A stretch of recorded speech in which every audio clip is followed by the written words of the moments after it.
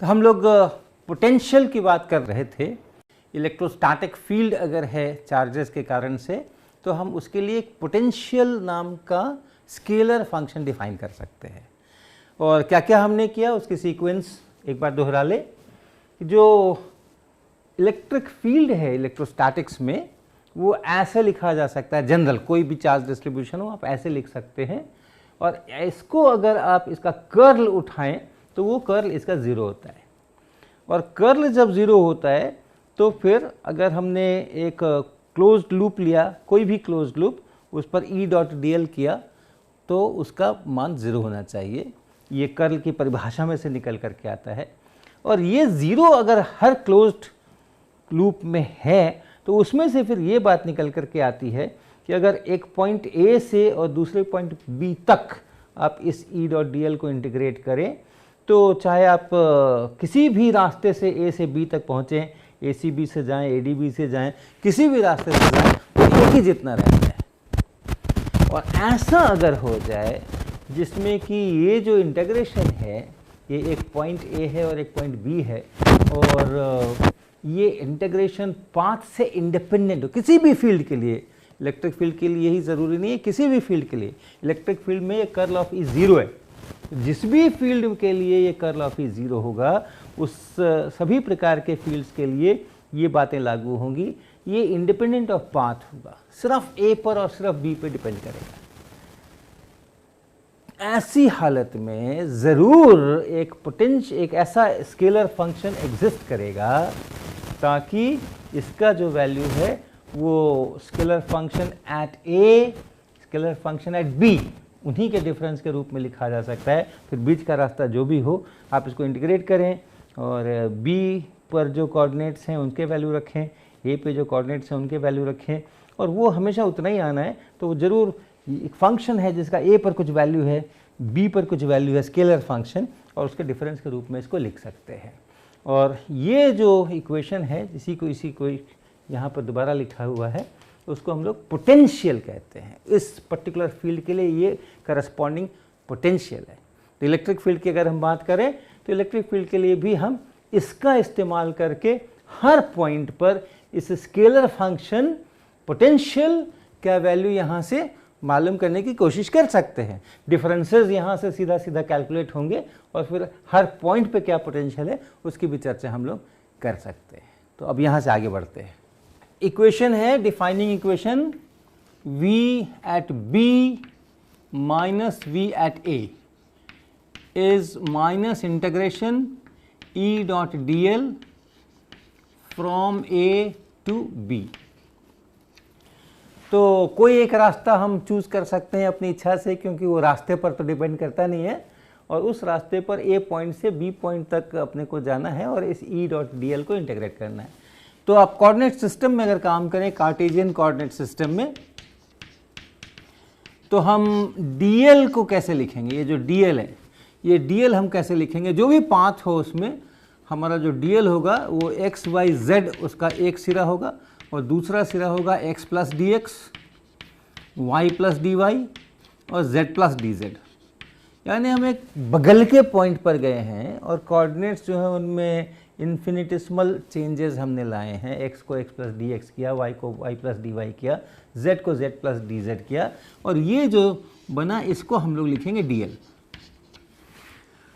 तो ऐसी हालत में हमारा dl वेक्टर जो है उसको लिख सकते हैं हम dx i cap plus dy j cap plus dz k cap. इसको हमेशा ऐसे ही लिखना, चाहे आपका पाथ कैसा भी टेढ़ा मेढ़ा हो, एरो किधर भी हो, dl वेक्टर हमेशा ऐसे ही लिखना। वो ऐसा नहीं सोचना कि मेरे पाथ में इधर एरो लगा था कि उधर एरो लगा था। वो चीज़ें, ये dx dy dz खुद नेगेटिव पॉजिटिव हो सकते हैं, उसके अनुसार वो सब चीज़ें एडजस्ट हो जाएंगी। तो dl वेक्टर के लिए हम हमेशा ऐसा लिखेंगे। और E के लिए ये जो E वेक्टर है, इस E वेक्टर को हम लोग लिखेंगे Ex i cap plus Ey j cap plus Ez k cap. और उसके बाद डॉट प्रोडक्ट जैसे लेते हैं वैसे डॉट प्रोडक्ट ले करके और जो एक्सप्रेशंस होगा उसको हम इंटीग्रेट करेंगे। लिमिट्स का ध्यान रखिएगा, अगर VB माइनस VA लिखा है यहाँ पे, यहाँ माइनस है, ये A जो है ये लोअर लिमिट पे होगा, ये B जो है सो अपर लिमिट पर होगा। तो ये हमारा प्रोसेस होगा। तो इसको प्रैक्टिस करने के लिए हम एक सिंपल एग्जांपल लेते हैं। मान लीजिए कि ये एक्स एक्सिस है और इस एक्स एक्सिस पे ओरिजिन पे एक चार्ज, पॉइंट चार्ज हमने Q बिठा के रखा हुआ है और दो पॉइंट्स लेते हैं। एक ये पॉइंट लेते हैं जहाँ की ये जो डिस्टेंस है, ये डिस्टेंस R1 है यहाँ से यहाँ तक का, और एक दूसरा पॉइंट, ये A पॉइंट कह देते हैं इसको, और इसको B पॉइंट कह देते हैं हम। और इसका जो डिस्टेंस है ये R2 डिस्टेंस है, ये ऐसा।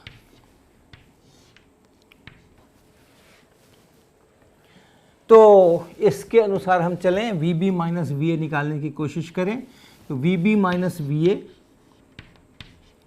बराबर यहाँ का पोटेंशियल माइनस यहाँ का पोटेंशियल, ये बराबर हम लिखेंगे माइनस, और E के लिए हम लिखेंगे, जब हम इलेक्ट्रिक फील्ड किसी जगह पे लिख रहे हैं, यहाँ कहीं पर इलेक्ट्रिक फील्ड लिख रहे हैं, x कहेंगे हम इसको, ये x है और y और z हमारा 0 है, x एक्सिस पर ही हमने लिया है। तो इलेक्ट्रिक फील्ड की जगह होगा q by 4 pi epsilon not x square i cap. देखिए यहाँ पे चार्ज q है, इससे x डिस्टेंस पे हम ये dl लेने वाले हैं, यहाँ पर ये dl लेने वाले हैं, और इस dl के कारण से हम E डॉट dl लिख रहे हैं। तो E पहले लिखा हमने, इस जगह पे इलेक्ट्रिक फील्ड लिखा, और प्लस चार्ज q लिख रहे हैं यहाँ पे, तो हमने i कैप डायरेक्शन लिया, और ये x डिस्टेंस है, q by 4 pi epsilon not x square ये लिया।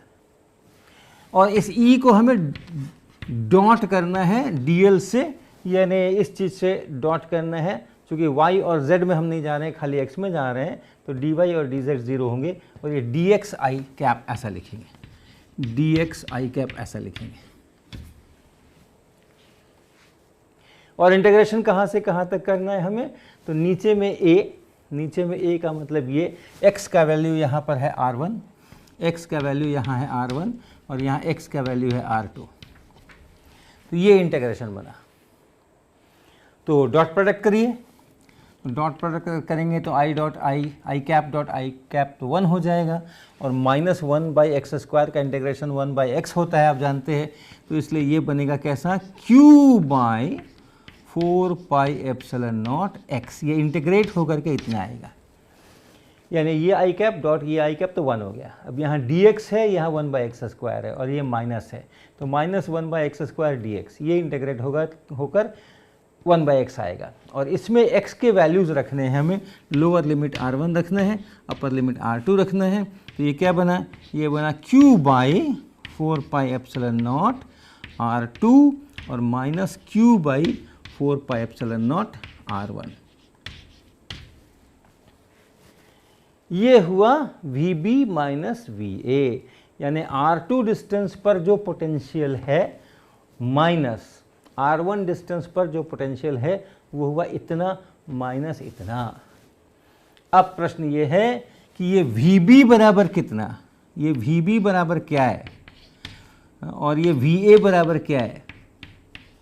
VB माइनस VA तो ये दिख रहा है, लेकिन VB और VA क्या है, और VB का मतलब क्या, VB का मतलब V एट डिस्टेंस R2 और इसका मतलब V एट डिस्टेंस R1।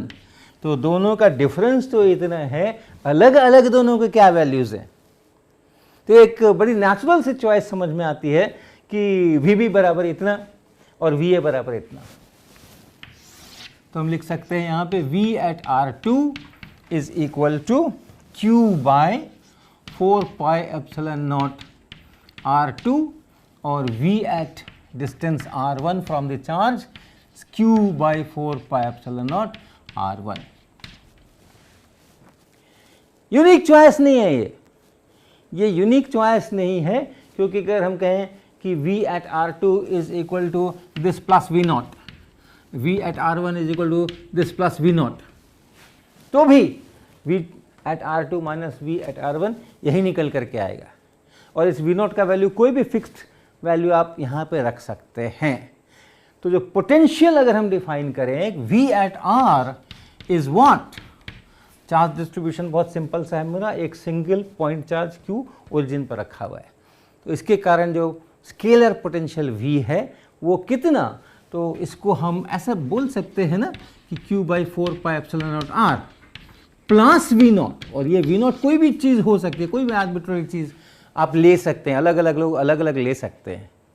तो हम लोग जो चॉइस जनरली लेते हैं, अगर हमारा चार्ज डिस्ट्रीब्यूशन फाइनाइट है तो हम लोगों का जो जनरली लेने का चॉइस होता है वो होता है कि इस V0 को हम 0 लेते हैं, choose V0 to be 0।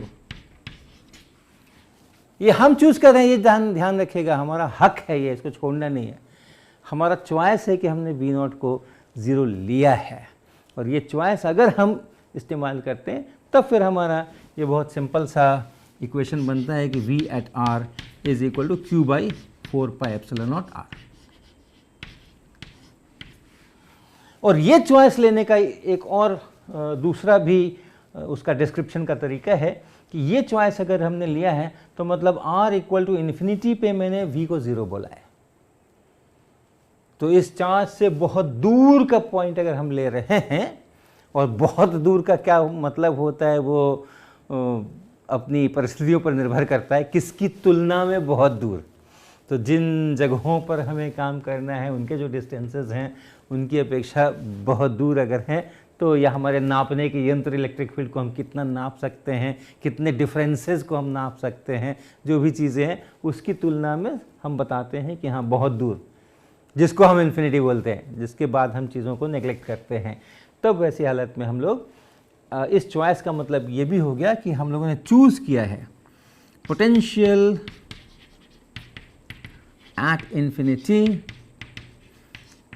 Infinity यानी at large distance from the charge is equal to 0, ये हमने चूज़ किया है। हम कहीं और भी चूज़ कर सकते थे कि नहीं इस पॉइंट के ऊपर हमारा 0, इसको हम 0 बोलेंगे, यहाँ पे पोटेंशियल 0 होगा, कोई बात नहीं है, डिफरेंसेस ठीक रहने चाहिए, ये इक्वेशन मेरा ठीक रहना चाहिए। इसी को अगर आप आगे बढ़ाएं और जनरल चार्ज डिस्ट्रीब्यूशन के कारण से पोटेंशियल लिखें, तो जनरल चार्ज डिस्ट्रीब्यूशन हम ऐसा किसी वॉल्यूम के अंदर में चार्ज है, कैसा भी चार्ज हो, हम इसको रो ऑफ आर प्राइम ऐसे करके डिनोट कर सकते हैं। ये पॉइंट जो है ये आर प्राइम वेक्टर यहाँ है, और इसके टर्म्स में हम लिख सकते हैं इलेक्ट्रिक फील्ड बराबर integration rho at r prime d tau prime, छोटा वॉल्यूम हमेशा की तरह, यहाँ जो चार्ज है उसके कारण से लिखिए पोटेंशियल, ये फील्ड दिस डिवाइडेड बाय 4πε0, यहाँ पे r vector minus r prime vector, और यहाँ उसी के मैग्नीट्यूड का 3 पावर। ये हमारा मोस्ट जनरल इलेक्ट्रोस्टैटिक फील्ड का एक्सप्रेशन है।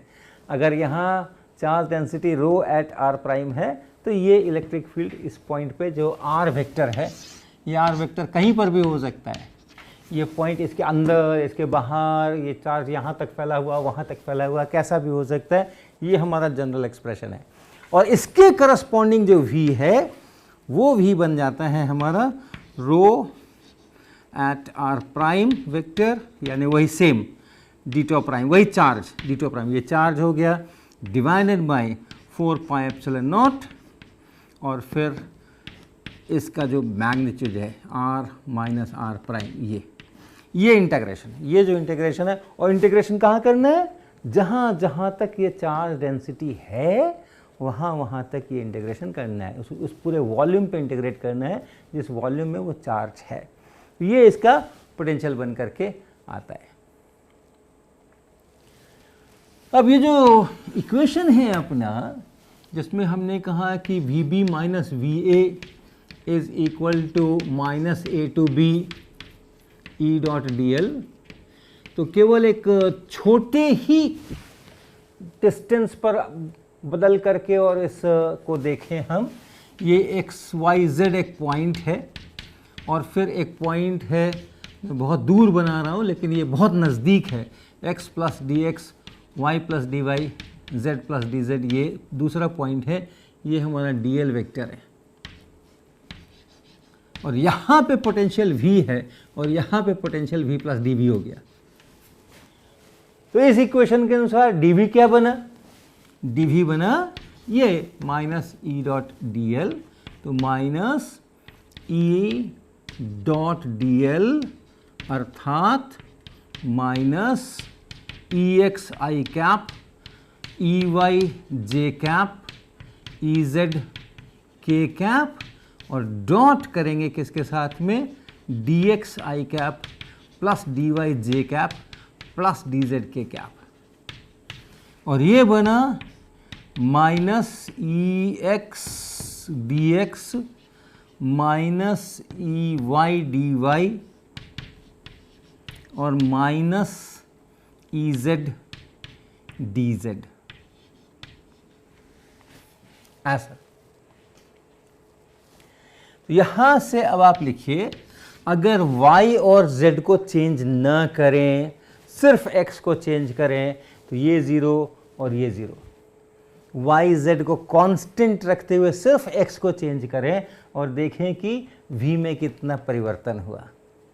तो ये जो dv है इसको हमने 0 किया, इसको 0 किया, तो यहाँ से देखिए ये बराबर बन गया ये इतना, और इसलिए आप लिख सकते हैं कि E x is equal to minus del V by del x.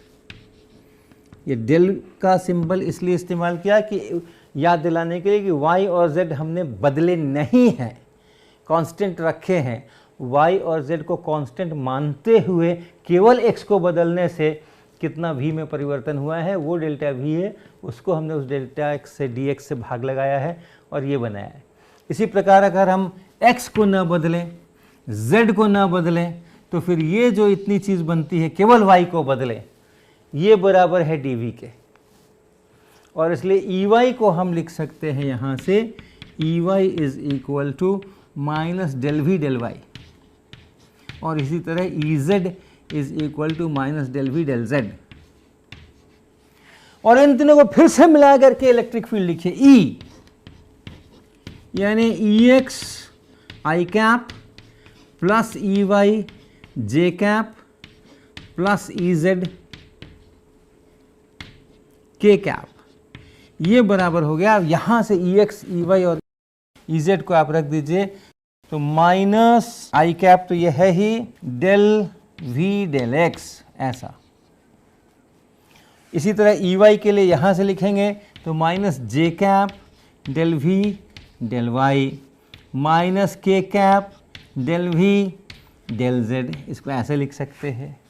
और इसको लिख सकते हैं, देखिए केवल सिंबल्स का हेरा फेरी है, माइनस को बाहर ले रहे हैं हम, और यहाँ लिख रहे हैं i cap del del x plus j cap del del y plus k cap del del z, और यहाँ पे हम v रख रहे हैं ब्रैकेट के बाहर, अर्थात जब ब्रैकेट खुलेगा तो ये v यहाँ भी आएगा, ये v यहाँ भी आएगा और ये v यहाँ भी आएगा, तो यही चीज़ बन जाएगी।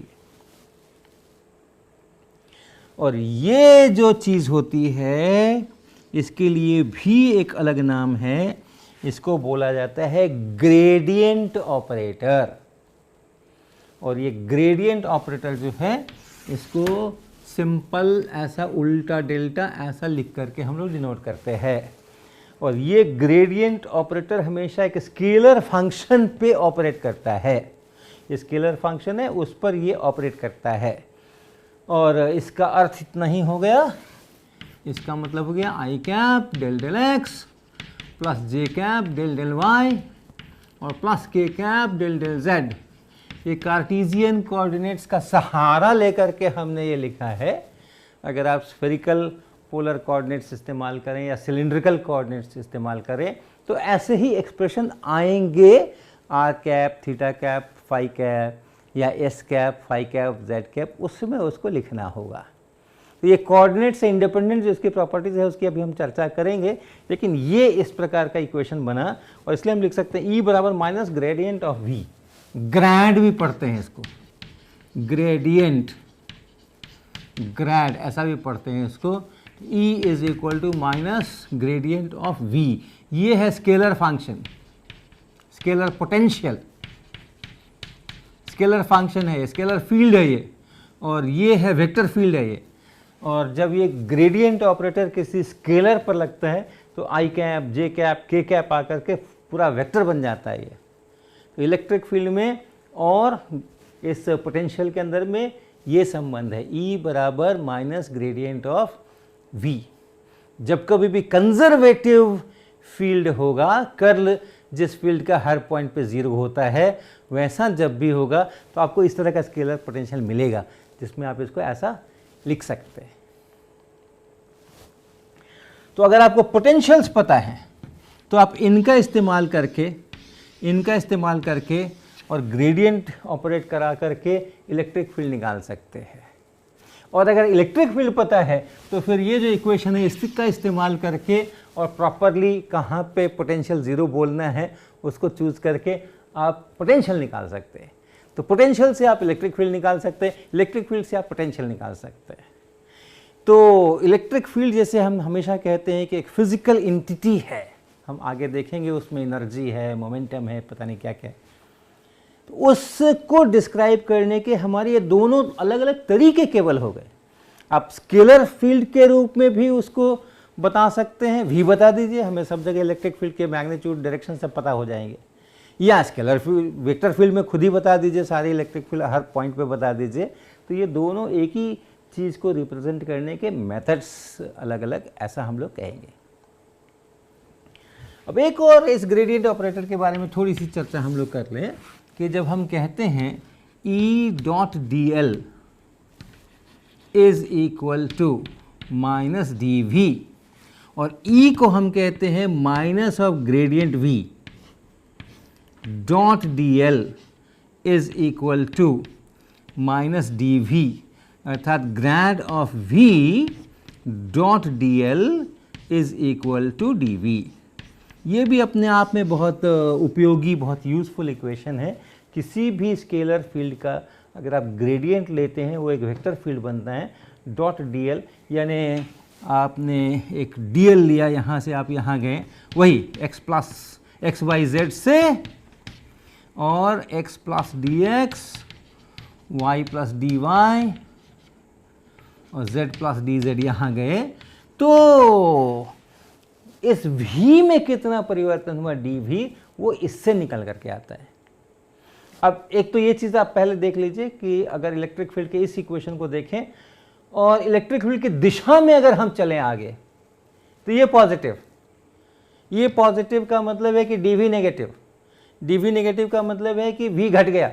यहाँ v है और यहाँ v प्लस dv है तो घट गया। इलेक्ट्रिक फील्ड की दिशा में चलेंगे पोटेंशियल घटेगा, इलेक्ट्रिक फील्ड के विपरीत दिशा में चलेंगे पोटेंशियल बढ़ेगा। तो एक तो ये चीज़ यहाँ से आप ध्यान रखिएगा, बहुत उपयोगी इक्वेशन है ये कि घटना बढ़ना। और दूसरा, इसको आगे खोलिए, इसका मैग्नीट्यूड, ग्रेडियंट v का मैग्नीट्यूड, ये dl का मैग्नीट्यूड और इनटू कॉस थीटा, ये बराबर बना dv। तो dv बाई dl ये हो गया इसका magnitude and into cos theta. यानी ये dv कितना है, पोटेंशियल कितना चेंज हुआ और कितनी लेंथ गए हम, ये है dv बाई dl।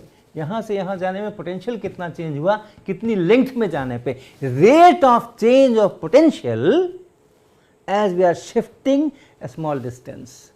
और वो dl डिस्टेंस शिफ्ट करने पे क्या रेट है dv dl, वो चीज़ यहाँ से निकल के आ रही है और कॉस थीटा पे डिपेंड कर रही है।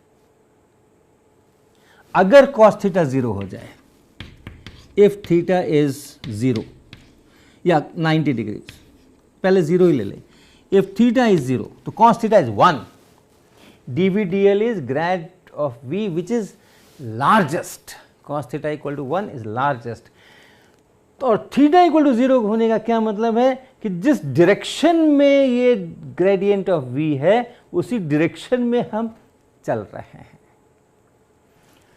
तो इस रिजल्ट को हम जरा लिखना चाहेंगे। If you move a small distance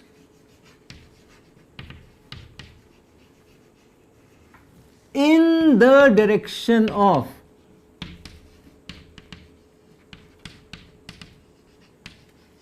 gradient of v. अब हम ग्रेडियंट की प्रॉपर्टीज बता रहे हैं, इसका पोटेंशियल का ग्रेडियंट हो या किसी स्केलर फंक्शन का वो ग्रेडियंट हो, ग्रेडियंट की प्रॉपर्टी हो रही है। If you move a small distance in the direction of gradient of v, the function v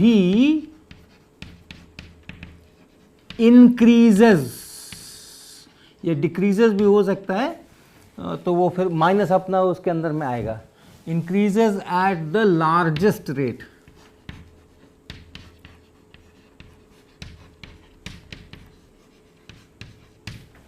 largest किन के बीच लार्जेस्ट?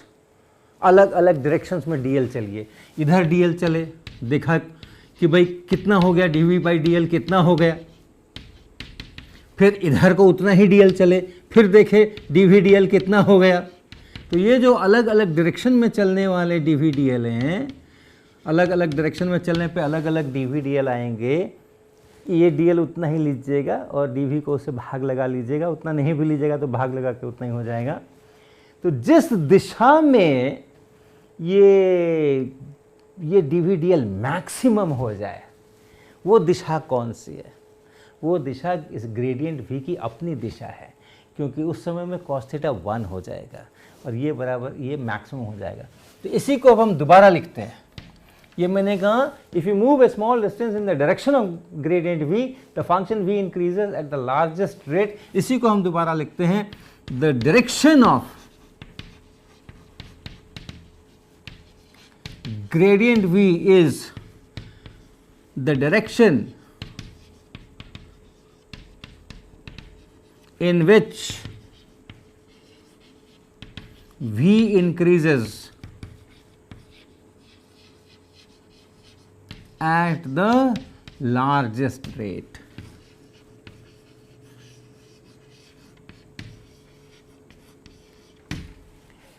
तो आप इस तरह से अगर करके ढूंढिए कि कहाँ पर ये मैक्सिमम है, वही ग्रेडियंट v का डायरेक्शन होगा। और अगर आपने कोई भी डीएल ले लिया है और ग्रेडियंट v कहीं और है, ग्रेडियंट v कहीं और है और ये थीटा है, तो इस डायरेक्शन में अगर डीएल चलते हैं और यहाँ पूछते हैं कि what is d v d l, that d v d l is इसका मैग्नीट्यूड इंटू कॉस थीटा, इसका मैग्नीट्यूड इंटू कॉस थीटा। क्या है ये इस ग्रेडियंट v का इस डायरेक्शन में कंपोनेंट है, दिस इंटू कॉस थीटा।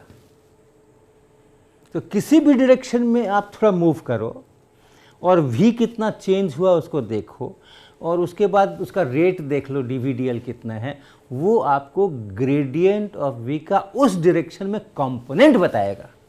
ये एक दूसरी इंपॉर्टेंट रिजल्ट इसको आप कह सकते हैं। If you move in a direction, किसी भी डायरेक्शन में चलिए, the d v d l gives component of